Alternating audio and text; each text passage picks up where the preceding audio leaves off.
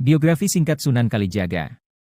Sunan Kalijaga adalah salah satu tokoh terkenal dalam jajaran Wali Songo, yakni yang berperan besar dalam menyebarkan agama Islam terutama di Pulau Jawa.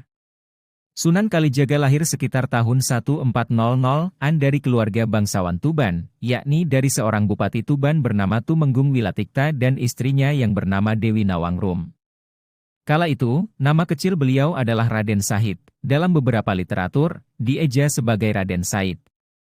Sunan Kalijaga sejak kecil sudah diperkenalkan akan agama Islam oleh guru agamanya. Tujuannya adalah supaya nilai-nilai dasar Islam dari Al-Quran dan hadis Rasulullah Shallallahu Alaihi Wasallam dapat menjadi pedoman hidup beragama yang baik bagi beliau. Dalam beberapa sumber, menyebutkan bahwa masa muda dari Sunan Kalijaga ini terdapat dua versi. Pada versi pertama, mengatakan bahwa Sunan Kalijaga yang kala itu masih menggunakan nama Raden Said adalah seolah pencuri.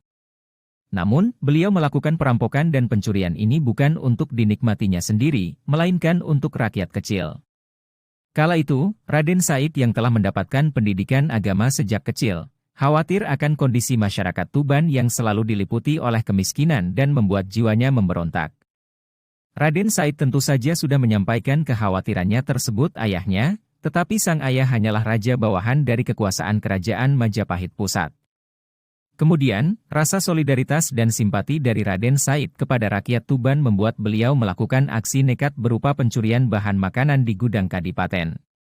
Setelah melakukan pencurian, Raden Said secara diam-diam membagikannya kepada rakyat Tuban. Namun, aksi tersebut diketahui oleh penjaga kadipaten hingga menyebabkan beliau mendapatkan hukuman berupa pengusiran dari Tuban. Setelah pengusiran tersebut, Raden Said mengembara tanpa tujuan yang pasti tetapi tetap dengan misi yang sama, yakni merampok dan mencuri demi kepentingan rakyat kecil. Kemudian beliau menetap di hutan Jatiwangi, menjadi seorang berandal yang merampok orang-orang kaya yang melewati daerah hutan tersebut. Sementara dalam versi kedua mengungkapkan bahwa sejak kecil, Raden Said adalah sosok yang nakal dan tumbuh menjadi seorang yang sadis. Beliau bahkan dikatakan pernah membunuh orang dan mendapatkan julukan Berandal Lokajaya. Singkat cerita, kenakalan Raden Said berhenti setelah bertemu dengan Sunan Bonang dan bertobat. Berdasarkan serat Lokajaya, kala itu Raden Said tengah bersembunyi di hutan sambil mengintai calon mangsa yang lewat. Kebetulan, saat itu terdapat orang tua yang menggunakan pakaian serba gemerlap yang tak lain adalah Sunan Bonang. Lantas, Raden Said langsung mendekat dan merampas harta dari Sunan Bonang, tetapi sang Sunan telah mengetahui niatnya tersebut dan mengeluarkan kesaktiannya dengan menjelma menjadi 4 wujud. Melihat hal itu, Raden Said merasa ketakutan dan melarikan diri.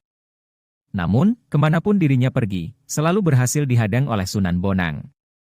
Hingga pada keadaan terpojok, Raden Said merasa takut dan bertaubat kepada Yang Maha Kuasa. Setelah peristiwa tersebut, Raden Said diangkat menjadi murid dari Sunan Bonang, dengan syarat bahwa Raden Said harus menunggu Sunan Bonang di pinggir sungai sambil menjaga tongkat miliknya. Penantian Raden Said di pinggir kali itulah yang menjadikannya disebut sebagai Kalijaga yang berarti menjaga kali, sungai. Masa hidup Sunan Kalijaga diperkirakan mencapai lebih dari 100 tahun, yakni sekitar pertengahan abad ke-15 sampai akhir abad 16. Dengan demikian, beliau juga telah mengalami masa akhir dari kekuasaan kerajaan Majapahit tepatnya pada 1478. Bahkan beliau juga ikut dalam upaya merancang pembangunan Masjid Agung Cirebon dan Masjid Agung Demak. Sunan Kalijaga kemudian wafat sekitar tahun 1680 pada usia 131 tahun. Beliau dimakamkan di Desa Kadilangu yang terletak di Demak.